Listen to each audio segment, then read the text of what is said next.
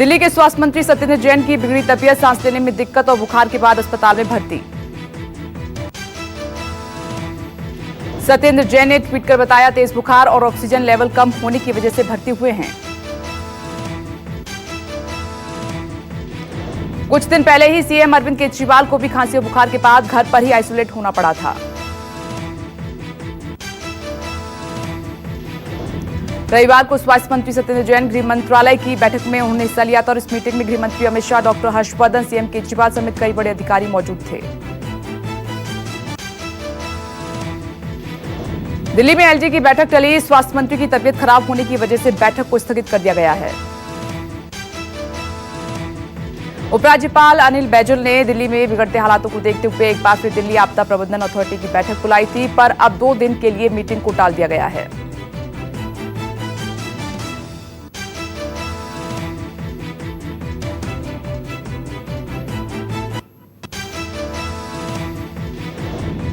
मुख्यमंत्री संघ आज से पीएम मोदी का मंथन, पहले राउंड में 21 राज्यों के सीएम से होगी बात।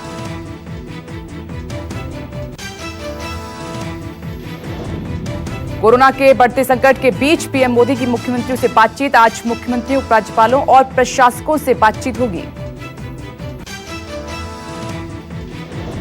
पीएम और मुख्यमंत्रियों की बैठक दोपहर 3 बजे शुरू होगी, जो कि वीडियो कॉन्फ्रेंसिंग के जरिए होगी।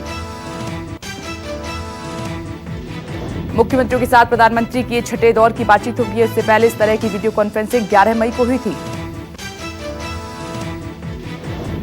देश में कुल मरीजों की संख्या 3,43,091 हो चुकी है। स्वास्थ्य मंत्रालय ने जारी किए कोरोना मरीजों के आंकड़े। देश में अब तक 9,900 लोगों की मौत हो चुकी है। कोरोना से अब तक 1,80,000 से अधिक लोग ठीक होकर घर गए हैं।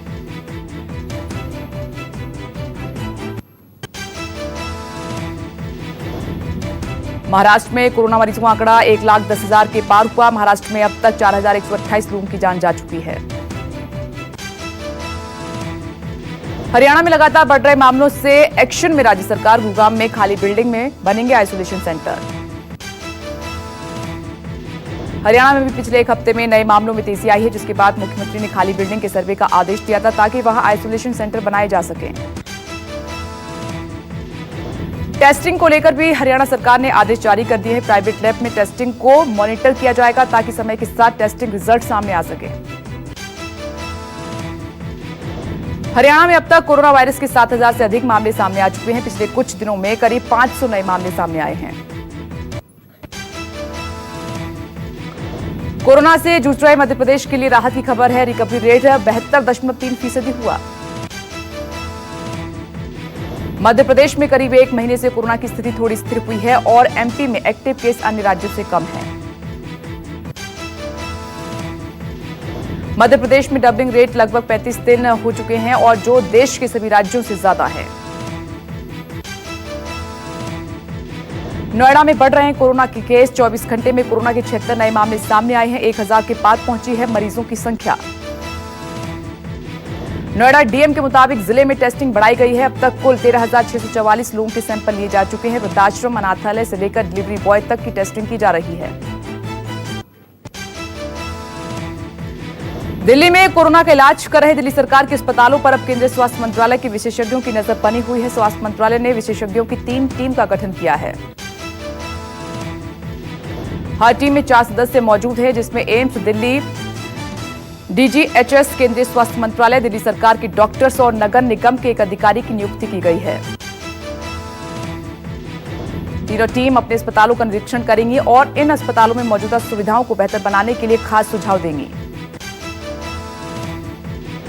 सभी टीम जल्दी अपना काम पूरा करेंगी और 17 जून तक सेक्रेटरी, केंद्रीय स्वास्थ्य मंत्रालय और दिल्ली के चीफ सेक्रेटरी को अपनी रिपोर्ट सौंपेगी। जम्मू कश्मीर में फिर भूकंप के झटके महसूस किए गए हैं। कल 15 झटकों से हिला गुजरात का कच्छ। जम्मू कश्मीर में आए भूकंप की तीव्रता रिक्टर स्केल पर 5.8 रही है। बताया जा रहा है कि भूकंप का केंद्र तजाकिस्तान रहा। मुंबई में कोरोना मरीजों की संख्या 59,293 के पार पहुंच चुकी है। अब तक 2,250 लोगों की कोरोना से जान जा चुकी है। मुंबई में कोरोना वायरस से पिछले 24 घंटे में 68 मरीजों की मौत हो चुकी है, जबकि 30,125 मरीज ठीक हो चुके हैं। मुंबई के धारावी में पिछले 24 घंटे में 25 नए मामले सामने आए हैं। अब तक 2068 लोगों की जांच जा चुकी है। दिल्ली में कोरोना पर काबू नहीं है। पिछले 24 घंटे में 1,647 नए मामले सामने आ चुके हैं और 73 मरीजों की जान जा चुकी है। दिल्ली में मरीजों का आंकड़ा लगातार बढ़ रहा है। 42,829 के पार पहुंच चुका है। अब तक 1400 लोगों की मौत हो चुकी है। 16,427 मरीज डिस्चार्ज हो चुके हैं। कोरोना वायरस से गुजरात की हालत खराब है। 24 घंटे में 514 नए मामले सामने आए हैं और 28 लोगों की जान जा चुकी है। गुजरात में कोरोना महामारी से अब तक 1,506 लोगों की मौत हो चुकी है। 24,104 लोगों में मिला कोरोना संक्रमण।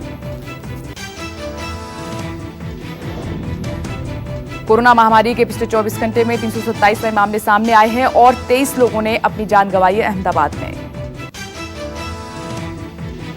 अहमदाबाद में कोरोना वायरस की मरीजों का आंकड़ा 16,966 के पार पहुंच चुका है। अब तक 1,210 लोगों की जान जा चुकी है। आईसीएमआर ने आरटी-पीसीआर के कॉम्बिनेशन के साथ एंटीजन डिटेक्शन टेस्ट के उपयोग की सिफारिश की है। आईसीएमआर ने कहा है कि रैपिड एंटीजन टेस्ट में जिन लोगों का कोरोना टेस्ट नेगेटिव आया है, संक्रमण को नियंत्रण करने के लिए आरटी-पीसीआर ले उनकी जांच की जानी चाहिए। इस टेस्ट में कोरोना पॉजिटिव आने वाले पॉजिटिव ही माने जाएंगे और आरटी-पीसीआर से उसकी जांच की जरूरत नहीं है। एंटीजन डिटेक्शन टेस्ट की रिपोर्ट 15 से 30 मिनट के अंदर आ जाती है। इसके लिए किसी विशेष उपकरण की कोई आवश्यकता नहीं है। परीक्षण किट को 2 डिग्री से 30 डिग्री के बीच रखा जाता है।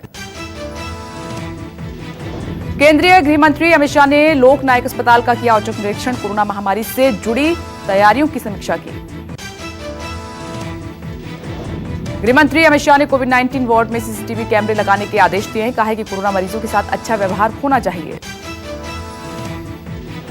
अनामिका शुक्ला फ्रॉड केस में एसटीएफ को बड़ी कामयाबी हाथ लगी है। एसटीएफ ने असली मास्टरमाइंड पुष्पेंद्र उर्फ राज उर्फ नीटू को ढूंढ निकाला है। एसटीएफ की पूछताछ में पुष्पेंद्र ने जुर्म कबूल कर लिया है। उसने बताया कि अनामिका शुक्ला की डिग्री से फर्जीवाड़ा किया था। मास्टरमाइंड पुष्पेंद्र के साथ जौनपुर का जिला समन्वय अधिकारी और हरदोई का शिक्षा विभाग के कर्मचारी भी गिरफ्तार किए गए हैं। यूपी एसटीएफ ने लखनऊ के विभूति खंड इलाके से मास्टरमाइंड पुष्पेंद्र को गिरफ्तार किया है। एसटीएफ ने मास्टरमाइंड को गोंडा पुलिस के हवाले कर दिया है। आज भी बढ़ी पेट्रोल डीजल की कीमतें। 10 दिन में करीब 6 रुपए प्रति लीटर बढ़े हैं दाम। आज 10वां दिन है जब पेट्रोल डीजल के दाम में इजाफा हुआ है। दिल्ली में पेट्रोल 76 रुपए 73 पैसे प्रति लीटर और डीजल की कीमत 75 रुपए 19 पैसे हुई। लगातार बढ़ रहे पेट्रोल डीजल के दामों पर सोनिया गांधी ने पीएम को पत्र लिखा है। कहा कि बड़े दाम वापस लेने चाहिए। जम्मू कश्मीर में सुरक्षा बलों को मिली बड़ी कामयाबी। शोपियां एनकाउंटर में 3 आतंकी ढेर। श्रीनगर के लगभग 60 किलोमीटर दूर शोपियां में सुबह 5 बजे सुरक्षा बलों और आतंकवादियों के बीच में मुठभेड़ हुई थी। मुठभेड़ स्थल से 7 और 2 AK-47 राइफल बरामद की गई है। इलाके में सर्च ऑपरेशन जारी है। अभिनेता सुशांत सिंह राजपूत मामले में महाराष्ट्र के गृह मंत्री ने कहा है कि जांच फिल्म इंडस्ट्री में बदले के एंगल से होगी। गृह मंत्री ने ट्विटर हैंडल पर एक वीडियो शेयर किया है कि सुशांत सिंह राजपूत की पोस्टमार्टम रिपोर्ट से साबित हो गया है कि सुशांत ने आत्महत्या की है। फिल्म इंडस्ट्री में बिजनेस राइवलरी के कारण सुशांत सिंह राजपूत ने आत्महत्या की है। उन्होंने कहा है कि इस एंगल की भी जांच पुलिस विभाग करेगा। सुशांत सिंह राजपूत की मौत पर बॉलीवुड 2 धड़ों में बंट गया है। कंगना रनौत और शेखर कपूर के बाद अब विवेक ओबरॉय ने भी सवाल उठाए हैं। सुशांत के अंतिम संस्कार में शामिल होने के बाद विवेक ओबरॉय ने ओपन लेटर लिखा है। कहा कि बॉलीवुड में अहंकार छोड़ एक दूसरे की मदद करने की आवश्यकता है। सुशांत सिंह की मौत पर बॉलीवुड पर भड़की कंगना रनौत। कहा कि सुशांत ने यह कदम उठाकर उन लोगों को जीत हासिल करवा दी जो नेपोटिज्म के पैरोकार हैं। गुजरात, मध्य प्रदेश और उत्तर भारत के कुछ हिस्सों में मानसून ने दस्तक दे दी है। बारिश और तेज आंधी ने महाराष्ट्र और गुजरात के कई इलाकों में बारिश का कहर बरपाया। गुजरात के अमरेली, गिर सोमनाथ में मूसलाधार बारिश हुई है, कई फीट पानी सड़कों पर इकट्ठा हुआ। दिल्ली में बढ़ा तापमान, राजस्थान में लू की चेतावनी, मुंबई में भारी बारिश का अलर्ट। राजस्थान के कई जिलों में अगले 24 घंटे तक लू यानी कि गर्म हवाएं चलने की चेतावनी दी गई है। सोमवार को अधिकतम तापमान बीकानेर में सबसे अधिक 46.2 डिग्री सेल्सियस दर्ज किया गया।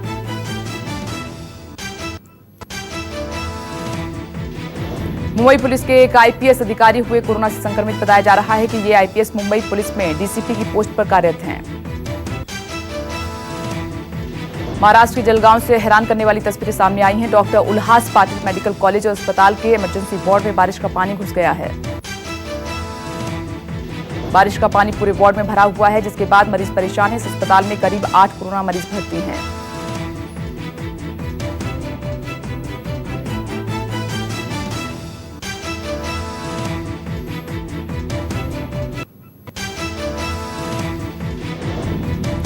नेपाल के शीर्ष अर्थशास्त्री बोले, चीन कभी नहीं ले सकता भारत की जगह। उन्होंने कहा कि जमीन से घिरा नेपाल जरूरी सामान के लिए भारत पर निर्भर है। नेपाल ने 5 विदेशी नागरिकों को अगले 2 वर्षों के लिए लगाया प्रतिबंधित। विदेशी नागरिक सरकार के खिलाफ होने वाले प्रदर्शन में हिस्सा उन्होंने लिया था। अमेरिका के ड्रग एडमिनिस्ट्रेशन ने मलेरिया की दवा हाइड्रोक्सीक्लोरोक्विन के इस्तेमाल पर रोक लगाई है। कहा कि दवा प्रभावी हो ये संभव नहीं। अमेरिका के पूर्व मरीन कमांडो को रूस में 16 साल कैद की सजा, जासूसी के आरोप में था गिरफ्तार। अमेरिका ने कोर्ट के फैसले पर जताया एतराज। रूस ने चीन पर जासूसी करने का आरोप लगाया है। कहा कि चीनी खुफिया एजेंसी ने पनडुब्बियों से जुड़ी सीक्रेट फाइल चुराई है। रूसी नागरिक को गिरफ्तार किया।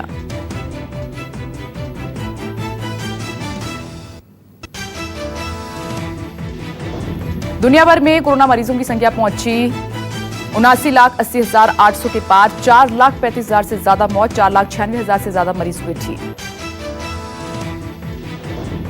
अमेरिका में 21,61,000 से ज्यादा लोग हुए कोरोना से संक्रमित। 1,17,800 से ज्यादा की मौत हो चुकी है। 8,60,000 से ज्यादा लोग स्वस्थ हो चुके हैं। ब्राजील में 8,67,600 से ज्यादा कोरोना के मामले सामने आ चुके हैं। 43,300 से ज्यादा मौत हो चुकी है। रूस में 5,28,900 के पार पहुंचा कोरोना मरीजों का आंकड़ा। 6,900 से ज्यादा लोगों की मौत हो चुकी है। चीनी कंपनी सिनोवैक ने कोरोना वैक्सीन पर दी गुड न्यूज। कोविड-19 के टीके कोरोना वैक के शुरुआती 2 स्टेज में सफल होने का दावा किया है। चीन में कोरोना के 66 नए मामले से बड़ी चिंता। शिनफादी बाजार में वायरस मिलने से फिर भय का माहौल।